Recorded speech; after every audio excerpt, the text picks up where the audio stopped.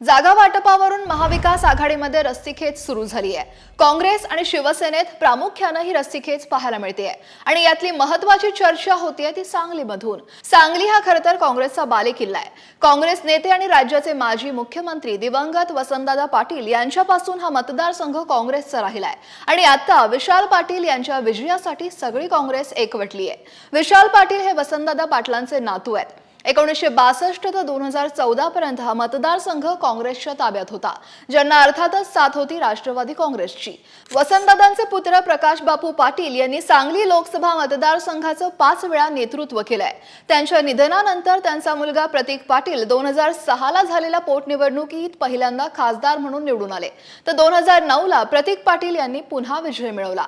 2014 ला देखील प्रतीक पाटील उमेदवार होते, पण 2014 साली राष्ट्रवादी काँग्रेसचे नेते संजय काका पाटील यांनी ऐन लोकसभेच्या वेळी भाजपात प्रवेश केला आणि भाजपाकडून निवडणूक लढवली आणि प्रतीक पाटलांचा संजय काका पाटलांनी पराभव केला। 2014 ला पहिल्यांदा हा मतदारसंघ काँग्रेसच्या हातून निसटला।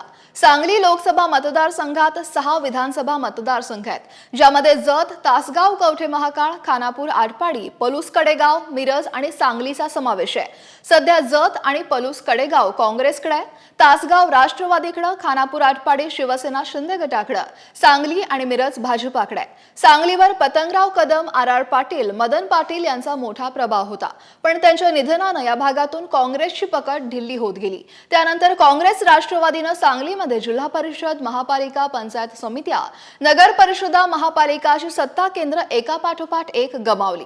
सध्या जिल्ह्यात काँग्रेसचं नेतृत्व विश्वजित कदमांकडे आहे, तर जिल्ह्यात राष्ट्रवादी काँग्रेसच्या जयंत पाटील यांची देखील मोठी ताकद आहे। दुसरीकडे जतमध्ये काँग्रेसचे आमदार विक्रमसिंग सावंत, तासगावचे आमदार शरद पवार गटाच्या सुमनताई पाटील आहेत। रोहित पाटील देखील शक्ती आजमावतात आणि त्यामुळेच हा मतदारसंघ जर काँग्रेससाठी सुटला तर हे सर्व विशाल पाटील यांच्या मागे ताकदीने उभे राहण्याची शक्यता आहे। काँग्रेसमधील कदम, वसंतदादा आणि मदनभाऊ गट एकत्र आलेत आणि त्यामुळे काँग्रेसमध्ये एकवाक्यता दिसून येते। निवडणुकीच्या तोंडावर काँग्रेससाठी ही जमेची बाजू मानली जाते। जिल्ह्यात भाजपा विरोधी वातावरण असून त्याचा लाभ उठवण्याची संधी काँग्रेसला मिळाली आहे।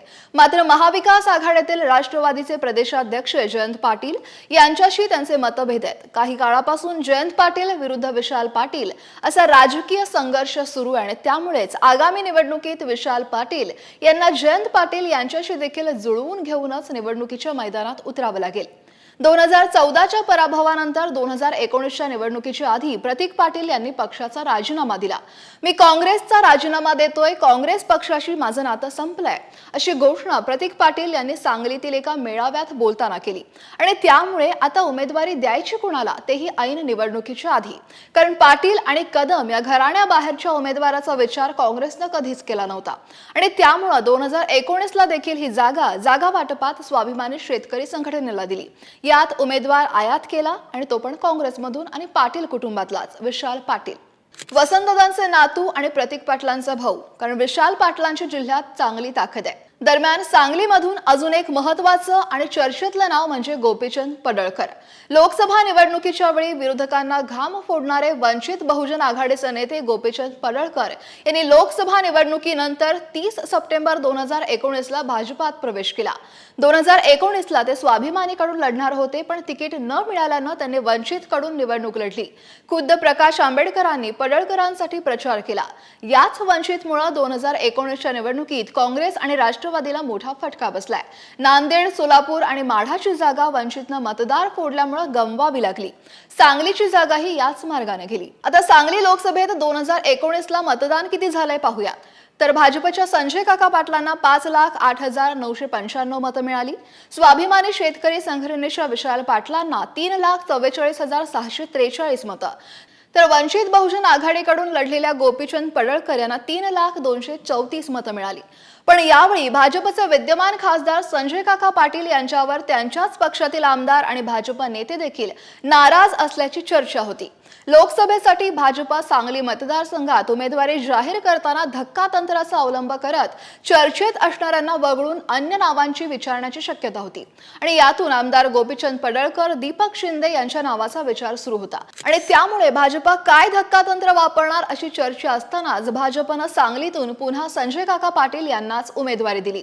पण चंद्रहार पाटलांच्या शिवसेना ठाकरेंच्या पक्षात प्रवेशामुळे ठाकरेंची शिवसेना आणि काँग्रेसमध्ये आता वाद सुरू झालाय. कोल्हापूर हा शिवसेनेचा पारंपरिक मतदारसंघ आहे. जागा वाटपात हा मतदारसंघ काँग्रेसला दिला आणि त्या बदल्यात सांगलीची जागा शिवसेनेनं घेतली, असं खासदार संजय राऊत म्हणाले. तर सांगलीचा तिढा सुटलेला आहे, तिथं काँग्रेसच लढणार आहे. आमचे उमेदवार विशाल पाटील असतील, त्यांना तयारीचे आदेश आम्ही दिलेले आहेत. त्याबद्दलचे इतर विषय काही असतील तर ते महाविकास आघाडीच्या चर्चेत संपून जातील, असं नाना पटोले म्हणाले. आणि त्यामुळे आता महाविकास आघाडीमध्ये सांगलीच्या जागेवरून काय ठरतंय, कारण काँग्रेसला ही जागा मिळाल्यास काँग्रेस आपला गड परत काबीज मिळवण्यात यशस्वी होतंय का? शिवसेनेला मिळाल्यास चंद्रहार पाटील काय डाव टाकून शड्डू ठोकतात की भाजपा दोघांच्या भांडणात तिसऱ्याचा लाभ करून घेत सत्ता आपल्याकडे ठेवण्यात यशस्वी होतं, हे पाहणं महत्त्वाचं आहे. या सांगलीच्या जागेबद्दल तुम्हाला काय वाटतंय ते कमेंट करून नक्की सांगा आणि लोकमत सबस्क्राइब करायला विसरू नका.